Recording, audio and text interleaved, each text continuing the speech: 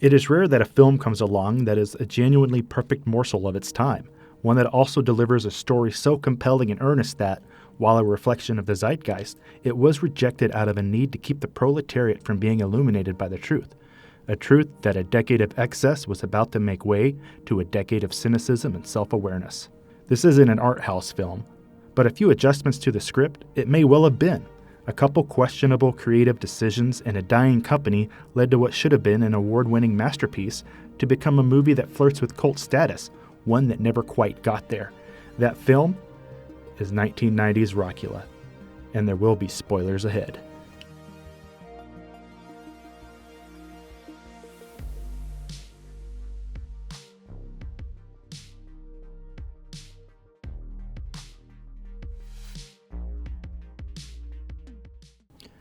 Dean Cameron, fresh off the delicious role of Chainsaw in 1987's charming flick Summer School, was ready to spread his wings and prove he was able to headline a movie, and he showed off his chops by demonstrating range normally seen in a seasoned leading man.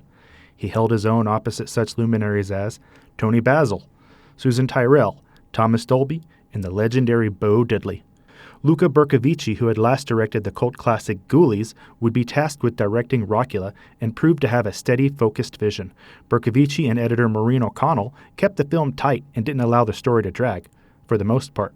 Jeffrey Levy wrote the script with the perfect amount of wit, pithy banter, and absolutely did not saddle us with tedious exposition like so many movies get bogged down doing. John Schwartzman, Academy Award nominee, not for this movie, provided beautiful cinematography. His resume behind the camera includes such classics as Airheads, The Rock, Armageddon, Pearl Harbor, Seabiscuit, and Jurassic World. You can witness the seeds of his talent sowed in Rockula before being harvested in mainstream movies. After the classic MGM banner, the problem with Rockula is immediately made clear: Canon. Canon didn't exactly have a stellar reputation. They were going through some financial difficulties, which may have seen them go through some changes in ownership and management. The release of the film was delayed until 1990, even though production wrapped up nearly 2 years prior. The opening title is a delightful animated sequence by Fred S. Kuntz.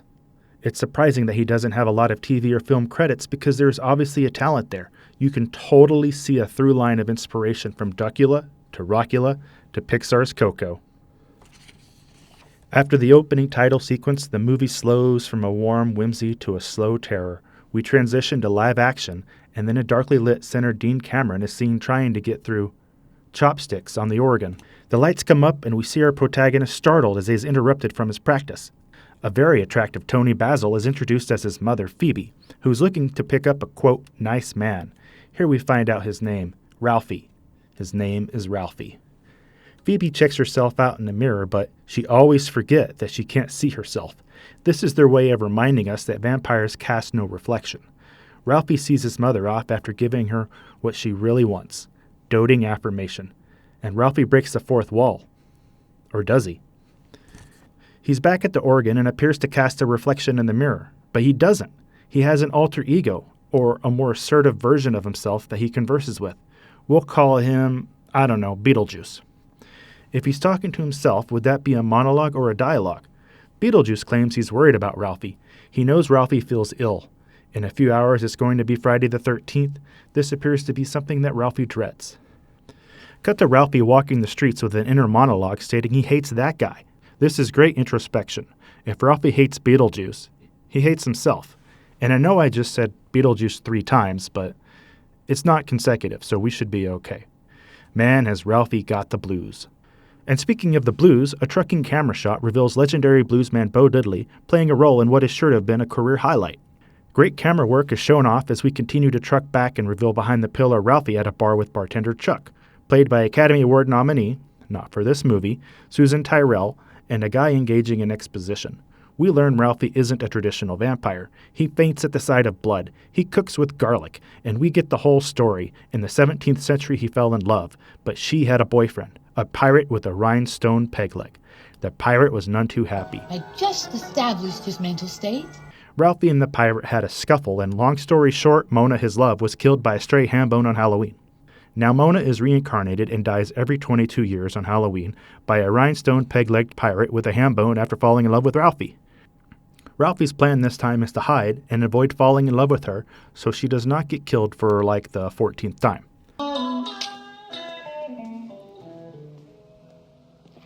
Man, that dude sure got the blues. Sure enough, as he leaves the bar, Mona hits him with her car, right at midnight. Plan failed. Fun fact, the bar is called Kybor Pass, and it's mentioned in a song called M79 by the band Vampire Weekend. Probably more relevant, Bram Stoker spent some time in the town called Whitby, England while writing Dracula. Khyber Pass is a road in Whitby that has beautiful scenic views. Anyway, Ralphie and Mona yell at each other and he expositions again and kisses Mona and walks off in a tizzy. Mona's friend, Lydia Dietz, or is it Edmund Mode, has the audacity to call Ralphie a weirdo. He's not. He's a spaz. Ralphie expositions again to himself in a gas station bathroom. Beetlejuice bemoans the fact that he, this is genuine pronoun confusion, are the oldest living virgin on the planet. Mona now has 2 weeks to live. Now we meet the most interesting guy in the movie, Stanley, played by synth-pop icon Thomas Dolby of She Blinded Me with Science fame. Dolby previously played a role in Howard the Duck. He gives such a frenetic, captivating performance here. I am genuinely confused as to how this is his final acting role. He plays the villainous boyfriend of Mona. Yes, he is dismissive of his hot girlfriend and he's egotistical, but damn it, he's an ingenious entrepreneur and a marketing savant. Oh yeah, Mona is a musician, and she clearly inspired Tia Carrere's character in Wayne's World. Mona is totally jealous of Stanley's success and natural charisma. I thought he was kind of cute.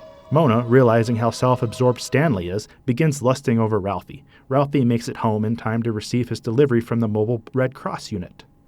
It's just weird how he's disgusted by his only source of nutrition. You'd think after 400 years, he'd get used to it. His mom is sharing a bath with her evening's catch, Big Al, played by the always fun Tony Cox of Bad Santa fame. Phoebe posits that Ralphie cannot simply be passive. Mona will die unless he takes action. Love is not a spectator sport, and fate is only predetermined if you fail to act. And now, 15 minutes in, we have our first musical number. It's a music video that's brilliant. It's as timeless as Ralphie and Mona's love.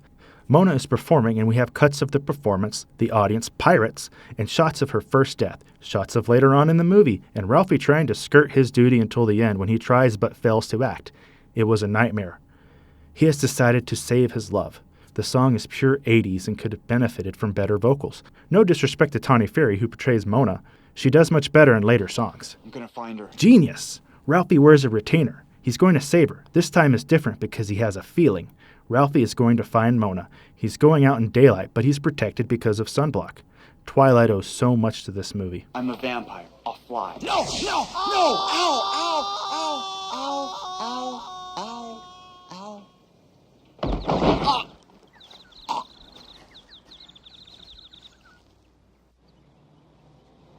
I think I'll take the bus. It cannot be stated enough how amazing Dean Cameron is. This guy should have been a bigger star. Check out his turns in the aforementioned Summer School, the underrated Emilio Estevez gem Men at Work, Ski School, and Ski School 2. Dean Cameron was more than the TV version of Jess Piccoli. He had charm and certain attitude. You felt like you wanted to be his best friend, to be in a clique with him. He was like a cross between John Cusack and Andrew McCarthy. Cue a montage of him looking for Mona running into 80s archetypes set to a nice song called Hey Mona, performed by Dr. Daddy-O, a Denver radio station owner that brought soul music to the airwaves in Colorado. What luck! Or is it just fate pushing Ralphie along? Whatever it is, doesn't matter because it's time for the third musical number at the 21-minute mark. Inside Club Hell. Oh, edgy. Lydia Dietz appears to DJ as Mona performs from behind bars where wolves howl and monkeys do whatever it is monkeys do. This song is another one that's catchy as hell. Mona's voice is much more suited to this song, Turn Me Loose, than it was to that ballad called Break These Chains. This perhaps could have been a hit song on the top 40 radio of the 1980s. This could have been as iconic as Terry Hatcher and the oddly maligned Tango and Cash. Boyfriend Stanley is enjoying himself in the audience. Clearly he adores her. Sure, he's making business deals, but has love for her, and I'm sure hopes to marry her and he wants to be a provider. And Mona and Ralphie lock eyes. Stanley notices. That's how attentive he is. And jealous. Lydia Dietz is still in the movie. Ralphie is appropriately dressed and makes it backstage and admits to being a stalker. She does 20 questions with him, and he, and this is one of my favorite movie tropes, says yes to a question that's clearly a lie, and now he has to figure out how to fake it. Are you in a band? Now he's got to put together a band and get a gig. Oh, dang. Cue an 80s montage. Let's start a band. Rockula. They miraculously land a gig, and Ralphie drops off a flyer at Mona's place. How did he know where she lived? Oh yeah, he's a stalker. Stanley drives the most impossibly pretentious car, and it's like he turned the Beverly Hillbillies car into a hot rod. I've got some serious groove vibes here. Lydia calls Stanley a dork. She's way off. Okay, you're an egotistical, pseudo-intellectual, money-grubbing slut. I'll buy that. Nailed it that time. All Lydia Dietz does is insult people. Oh my god, this song is amazing. It's really freaking good. Super props to Dean Cameron here. He's Rockula is a fantastic song. It could have been a seasonal hit. Rock stations should blast this in October. And Mona is absolutely smitten. Crazy groupies backstage want to suck his toes. And in a reversal, Mona is backstage. She can't shake the feeling that he's so familiar. Even though her boyfriend drove her in a Groomobile, Ralphie walks her home. And she agrees to see him tomorrow. And oh my gosh, Ralphie's so cute. Did you see what he was wearing? He's so freaking hot. She plants a peck on his cheek. And what about her boyfriend Stanley? There he is. No doubt that he caught the love of his life. Okay, Stanley is the love of Stanley's life. But he caught the cutest girl he knows stepping out with Ralphie. Beetlejuice slams Ralphie for being over the moon even though he didn't score. Phoebe figures out that Ralphie met with Mona and is ecstatic. She wants her son to be a vampire of action and not sit idly on the sidelines. She guilts him into bringing Mona to meet her. As Ralphie leaves to meet Mona, Phoebe looks on forlornly. We catch up with the couple as they leave an art exhibit of an early 1900s artist. Ralphie goes into detail about the artist's life as if he knew him personally, and Mona is curious how he could know all this stuff about an artist that died 70 years before. And again, great camera work. Follows them as they are walking and reveals Stanley having been following them. Cut to Stanley seeing a fortune teller, and we learn that Mona is actually Stanley's ex-girlfriend. The fortune teller says Mona is under the spell of a vampire. She tells Stanley that Mona really loves him, and he must save Mona by killing her. Stanley is readily willing to commit murder. It must be done on Halloween. Stanley must dress in a pirate costume with a rhinestone peg leg, and the murder weapon must be a ham bone. Oddly specific. This is like the 4th or 5th time we've been told what is destined to happen. Do you understand the stakes here? Meanwhile, back at Club Hell, Rockula performs again. Now he's a rapper, and Bo Diddley, what have you done? Ladies and gentlemen, Rapula. Another example of Dean Cameron Renaissance man. He co-wrote these lyrics. Clearly, without Rockula, we don't get Eminem or Kendrick Lamar. Not going to pretend this song was ever going to be a radio hit, but in the context of this film, it's really impressive. It ain't a rap concert if there ain't silly string. Phoebe shows up backstage just in time to cockblock Ralphie. Mona agrees to have dinner with Ralphie and Phoebe after the premiere of her music video. Ralphie is not thrilled. Our cute couple gets a caricature made and are out and about strolling the streets together when rain showers fall from the heavens. They share a passionate kiss, a bit more than a peck on the cheek this time. He leaves her and cue the next musical number. By My Side is a beautiful 80s duet, an A-plus ballad. If this movie were released in the 80s, it could have been another hit. This movie is an oddity. A comedy, slapstick, crude, absurd, all that, but in its core, it's a genuine romance, and even with its sarcasm, it's sincere. Let's get meta here.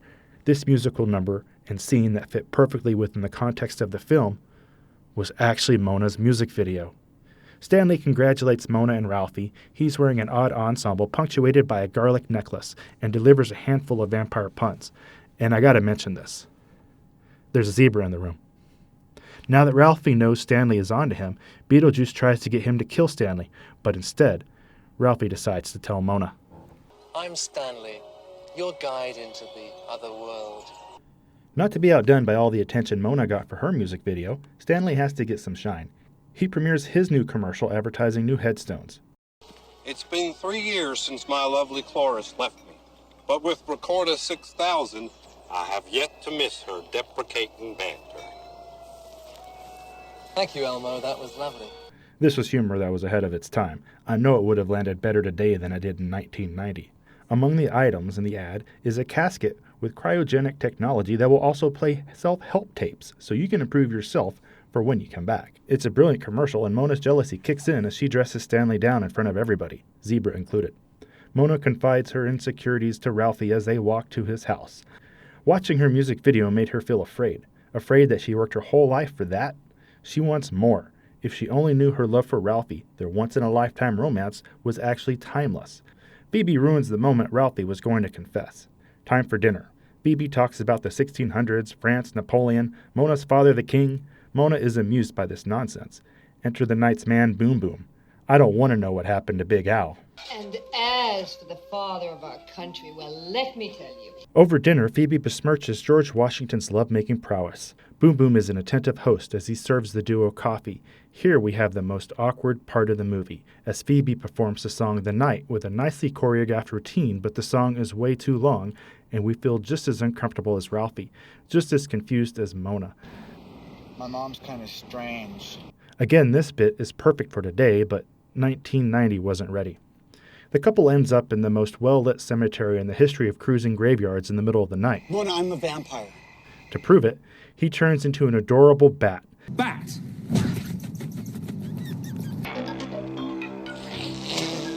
Hi. He explains for the 15th time that she's going to die and they will repeat this in 22 years.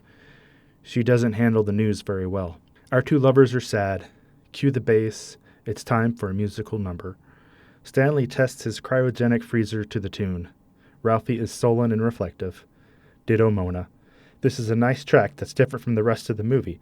It's called Budapest by Blimp, performed by Stanley himself, Mr. Thomas Dolby. It's haunting, hopeless, soft, and touching. Not a hit single, but definitely a song you can relax and be wistful to. Mona has what many would consider an odd nightmare. She's being forced to walk the plank, and there are stuffed animals too. Ralph, she calls out.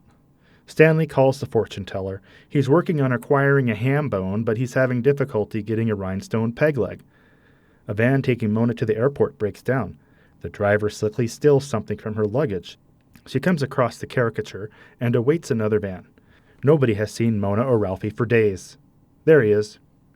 Stanley paces back and forth in a hauntingly lit area of wooden pallets, where he meets the fortune teller. She presents to him a majestic rhinestone peg leg. She encourages him to fulfill his destiny before midnight when, plot twist, the fortune teller is Phoebe. Ralphie and Stanley taunt each other about pirate costumes and ham sandwiches. Phoebe and some guy have a sort of dance-off. Toni Basil is a great dancer, you guys. She is, after all, a recipient of the Hip Hop International's Living Legend Award and an Emmy winner for choreography. Not for this movie. Stanley emerges from the toilet stall in full pirate regalia. Ralphie has his gang on the lookout for pirates, and Lydia Dietz will have to perform instead of the missing Mona. United States of Beat is a catchy little song. There's no way Mona would have performed this song, though. It just doesn't fit her rocker image. Mona shows up, appears ready to get back with Ralphie. Now, if she can only make it past midnight. Stanley kills the lights, and Tarzan's in, capturing Mona. Our hero gives chase. Is that a ham bone? Ralphie runs into Beetlejuice, who somehow knows where Stanley and Mona are and divulges their location. Time is running out. He arrives just before Stanley clubs Mona with a ham bone, and they have a battle. A peg leg versus ham bone fight.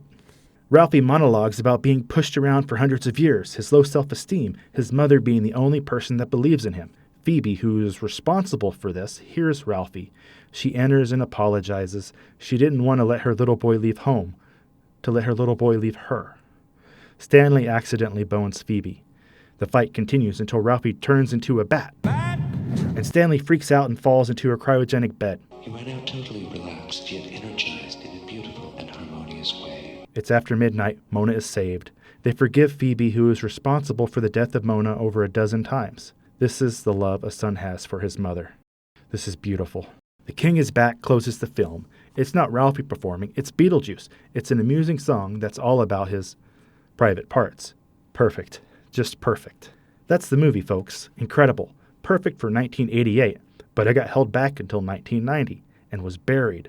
Look up the trailer. It's utter garbage. I might do a follow-up video where I make a trailer that does this movie justice. It is the definition of a hidden gem, right in the middle of a musical revival with movies like Little Mermaid and Beauty and the Beast. I believe if there was no Rockula to show us the way, there would be no Chicago or La La Land. Heck, without Rockula, Interview with the Vampire or even Wayne's World might not have been made. At its core, Rockula is a tale of the love of a mother and her son. And much like she couldn't let her son free, canon just couldn't let Rockula free. They released it too late, at a time when it couldn't speak to an audience. And now it's doomed into obscurity unless you, my fellow movie aficionados, spread the word. I've done my part. Will you do yours? There's enough to go around.